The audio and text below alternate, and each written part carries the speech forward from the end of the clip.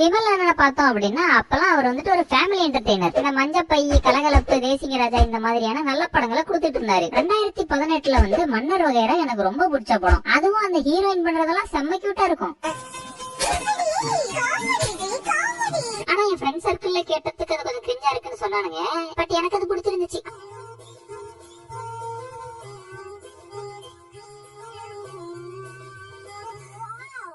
அந்த படம் எங்க வீட்டுல இருக்கிற எல்லாருக்குமே ரொம்ப பிடிச்சு போச்சு. அடுத்ததா விமல் இருந்துகிட்டு அவரோட அடுத்த படமான இவனுக்கு எங்கேயோ மச்சம் இருக்குது படத்தை டிசம்பர்ல ரிலீஸ் பண்ணாரு. ஜனவரியில மன்னர் வகைரா, டிசம்பர்ல இவனுக்கு எங்கேயோ மச்சம் இருக்கு. அவரோட போன படம் ரொம்ப பிடிச்சு போயிட்டதுனால ஃபேமிலியோட கிளம்பிட்டோம் படத்துக்கு. ஃபேமிலியோட பார்க்க வேண்டிய படமாடாது. அந்த பேர் மேல சந்தேகப்பட்டே ஃபேமிலியோட போகாம இருந்திருக்கலாம். சரி நம்ம விமல் அண்ணன் தானே, அப்படியெல்லாம் இருக்காதுன்னு ஒரு நம்பிக்கையில போய் தொலைஞ்சிட்டோம். அங்க போனதுக்கு அப்புறம் தான் தெரியுது இது ஃபேமிலியோட பார்க்க வேண்டிய படமும் இல்ல, ஃப்ரெண்ட்ஸோட பார்க்க வேண்டிய படமும் இல்ல. முதல்ல இது பார்க்க வேண்டிய படமே இல்ல.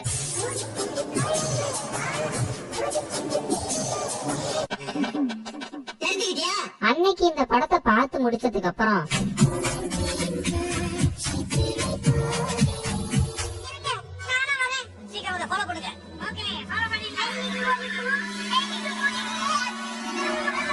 அன்னைக்கு என்ன வச்சு செஞ்ச படத்தை தான் நான் இன்னைக்கு வச்சு செய்ய போறேன். இந்த வீடியோல நம்ம இவனுக்கு எங்கேயோ மச்சம் இருக்கு படத்தோட ரோஸ்ட பத்தி தான் பார்க்க போறோம். வீடியோக்குள்ள போறதுக்கு முன்னாடி டிஸ்க்ளைமரை பாத்துருங்க. இந்த காணொலியில் வரும் அனைத்தும் வெறும் பொழுதுபோக்குக்காக மட்டுமே, யாருடைய மனதையும் புண்படுத்தும் நோக்கத்தில் தயாரிக்கப்பட்டது அல்ல. அப்படி யாரோட மனதாவது புண்பட்டு இருந்துச்சு அப்படின்னா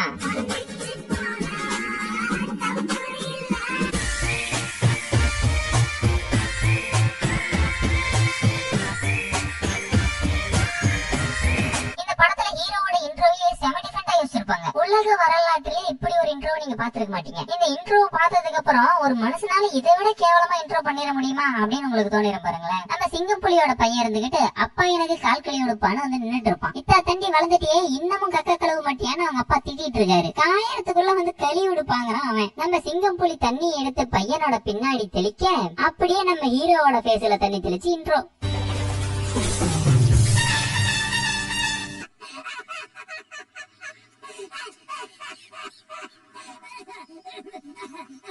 இதை விட கேவலமான இன்ட்ரோவை நீங்க யாராவது பாத்துருந்தீங்கன்னா கமெண்ட்ஸ்ல சொல்லுங்க. எது பெருசுன்னு அடிச்சு பாப்போம். நம்ம ஹீரோ பேரு ஹரி, சிங்கம்புலி பேரு கிரி. இவங்க காம்பினேஷன் எப்படின்னா சக்கரை பொங்கல் வடகரி மாதிரி இருக்கு.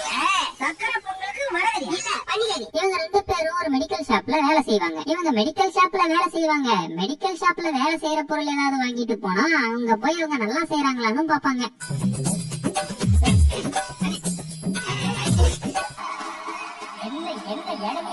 அப்புறம் இதுதான் நம்ம ஹீரோயின். இவங்க வந்துட்டு ஒரு திறந்த புத்தகம். அவ்வளவு கத்துக்கலாமா? இல்ல, அவங்க எப்பவுமே ஓபனாவே தான் இருப்பாங்க. ஓ, இதுதான் ஓபன் டைப்ங்கிறதோ. நம்ம ஹீரோவுக்கும் ஹீரோயினோட அக்காவுக்கும் ஒரு ராங் கனெக்ஷன் வேற ஓடிட்டு இருக்கும்.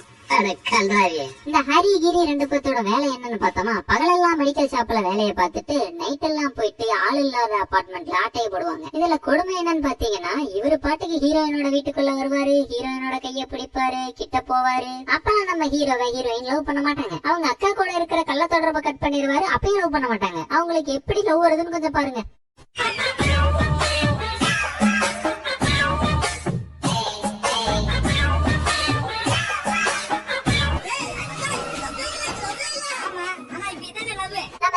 ஹரிக்கும் ஒவ்வொரு கேவலமான பிளாஷ்பேக் இருக்கு. அத பாத்துருவோம். நம்ம கிரி கட்டின பொண்டாட்டிக்கு ஒரு புடவை கூட வாங்கி தர வைக்கலன்னு பொண்டாட்டி ஜவுளி கடைக்காரனோட எஸ்கேப். ஏன்னா புடவை வாங்கி தரலன்னு விட்டுட்டு போறாங்க.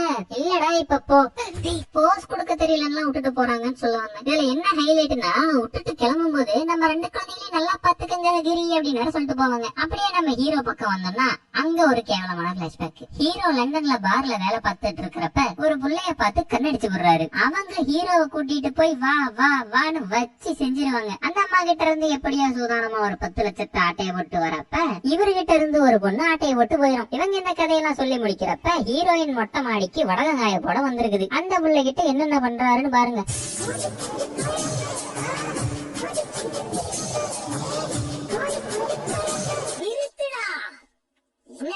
என்ன பேச வைக்கிறியா? ஒரு நாள் நம்ம ஹரியும் கிரியும் 2 வீட்டுல ஆட்டையை போடுறானுங்க. ஒரு வீட்டுல இருந்த 5 லட்சம் பணத்தை ஹரி ஆட்டையை போட்டுறான். இன்னொரு வீட்டுல ஆட்டையை போடுறப்ப கிரி தெரியாதனமா 5 லட்சத்தை ஆட்டையை போட்டுறான். அந்த காசை கொண்டு போய் மறுபடியும் அந்த வீட்லயே வச்சிடலான்னு போனா அந்த வீட்டுல போலீஸ் இருக்குது. சரி, இந்த 5 லட்சத்தை ஆட்டையை போட்டு ஊரை விட்டு ஓடி போய் ஜாலியா இருக்கலாம்னு கிரி ஹரிக்கு தெரியாம பிளான் போடுறான். அதே மாதிரியே ஹரியும் கிரிக்கு தெரியாம 5 லட்சத்தை ஆட்டையை போட்டு வெளியூர் போய் செட்டில் ஆயிரலாம்னு இவனும் நினைக்கிறான். கிரி அவனோட ஃபேமிலி எல்லாம் ஃபர்ஸ்ட் அனுப்பிச்சுட்டு அதுக்கப்புறம் பஸ் ஏறி இவன் போறான். ஹரி வீட்டுக்கு வந்து ஹீரோயினை பிக்கப் பண்ணிட்டு இவனு கிளம்பிடுறான். மெடிக்கல் ஷாப் ஓனருக்கு ஹரி கால் பண்ணி எல்லா உண்மையுமே சொல்லிடுறான். நாங்க ஒரு திருட்டு பசங்க, உங்க வீட்லயே நிறைய திருடி இருக்கோம், மெடிக்கல்ல வர நிறைய பொருள் ஆட்டையை போட்டு நாங்க வெளியே கொண்டு போய் வித்துருக்கோம் அப்படின்னு எல்லா உண்மையுமே ஹரி போன் போட்டு நம்ம மெடிக்கல் ஷாப் ஓனர் கிட்ட சொல்லி போறான். அவன் போன் பண்ணி கிரி கிட்ட கேட்டா அவனும் ஒரு பக்கம் ஏத்து நேத்துறான். இதுல நம்ம ஹீரோ பஸ்ல போகும் போதே ஆரம்பிச்சிடுறாரு.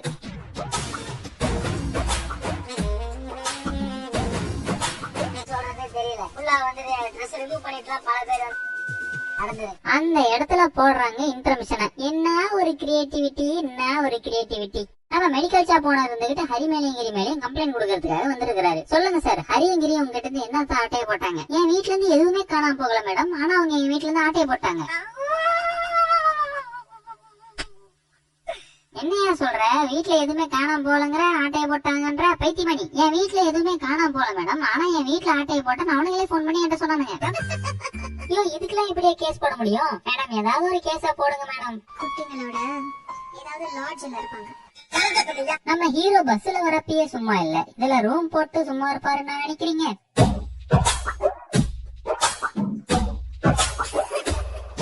நல்லா இருந்துச்சா? வா இப்ப ரவுடி கிட்ட அடி வாங்க போலாம். இவனுங்க ஹரியவும் கிரியவும் கடத்தி வச்சு அடிச்சு எங்கடா டப்பான்னு கேட்டுட்டு இருக்கானுங்க. அது தென்காசியில இருக்குதுன்னு சொல்லி இவனுங்க பாண்டிச்சேரியில இருந்து தென்காசிக்கு இவனுங்களை கூட்டிட்டு போறானுங்க. அங்க போனா இந்த போலீஸ் அம்மா ஹரியும் கிரியும் புடிச்சிட்டு போயிருது. மெடிக்கல் ஷாப் ஓனர் கொடுத்த கம்ப்ளைண்ட்டுக்காக இல்ல, இது வேற கம்ப்ளைண்ட். நம்ம ஹரி ஒரு வீட்டுல அடிச்ச அந்த 5 லட்சம் அமௌண்ட் இருக்குது இல்லையா, அது இன்ஸ்பெக்டரோட அமௌண்ட். அந்த அமௌண்ட் இவனுங்க கிட்ட இருந்து ரெக்கவர் பண்றதுக்காக தான் இந்த அம்மா வந்திருக்குது. பணம் எங்கடா இருக்கு? பாண்டிச்சேரியில இருக்கு. வாடா பாண்டிச்சேரிக்கு போலாம். பாண்டிச்சேரிக்கு போய் பணத்தை ரெக்கவர் பண்ணிட்டு வரதுக்குள்ள நம்ம இன்ஸ்பெக்டர் செகண்ட் சேனல் வீட்டுக்கு போயிடுறான். அங்க போய் பார்த்தா செகண்ட் சேனல் வீட்லயும் இருந்து 5 லட்சத்தை காணும்.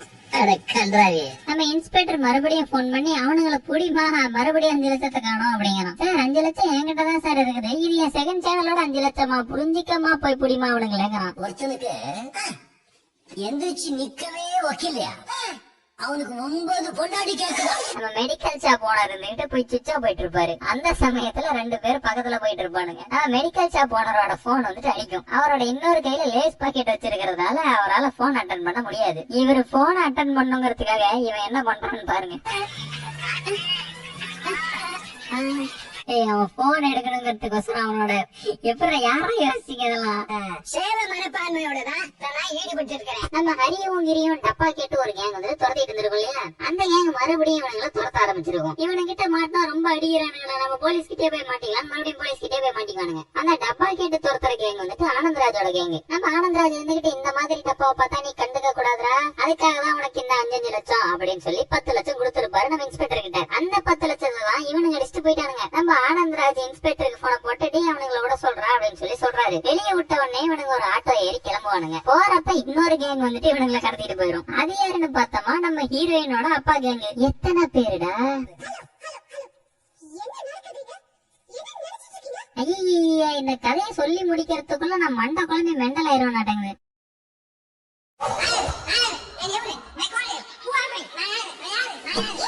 அந்த இடத்துல ஆனந்தராஜ் கேங் உள்ள பூந்துருவாங்க. அப்புறம் இந்த லண்டன் கேங் இருந்துகிட்டு நாங்க என்ன சொம்பையா அப்படின்னு அந்த அம்மாவும் வந்துரும். அந்த அம்மா வந்து ஷூட் அவுட் எல்லாம் நடத்தி ஹரின்னு நினைச்சு கிரிய கூட்டிட்டு போய் இப்ப இந்த லண்டன் பார்ட்டிக்கு தேவை ஹரி, இப்ப நம்ம ஆனந்தராஜ் கேங்குக்கு தேவை கிரி. அதுக்காக என்ன பண்ண வந்திருக்காங்கன்னா நம்ம 2 பேரும் சேர்ந்து ஒண்ணு பண்ணுவோமா. அப்புறம் கிரிய கூட்டிட்டு வந்து எப்பா எங்கப்பா அந்த டப்பான்னு கேட்டா புடிங்கடா அவனையும். ஏய், ஹரி எல்லாம் கொடுக்க முடியாது அப்படின்னு சொல்லி அந்த லண்டன் பார்ட்டி சொல்றா. நீ ஃபர்ஸ்ட் ஹரிய அனுப்பு, அவங்கிட்ட இருந்து நாங்க பாக்ஸ் வாங்கிக்கிறோம், அதுக்கப்புறம் உங்ககிட்ட திருப்பி கொடுத்துறோம். Okay deal. அந்த இடத்துக்கு எல்லாருமே பிரசன்ட் ஆயிடுறாங்க. ஏன்னா இது கிளைமேக்ஸ் இல்லையா. அண்ணாச்சிக்கு பர்த்டேன்னு சொல்லி ஒரு கேக் ஆர்டர் வர அதை வெட்ட போன ஆனந்தராஜ சுட்டு தள்ளிடுறாங்க. அந்த ஷூட் அவுட்ல நம்ம ஹரியங்கிரியும் மட்டும் தப்பிச்சு வந்துடுறாங்க. எப்படியோ அப்படி இப்படின்னு கடைசியா அந்த டப்பா வந்துட்டு கண்டுபிடிச்சிடுறானுங்க. அத்தோட படம் வந்துட்டு முடிஞ்சிருது.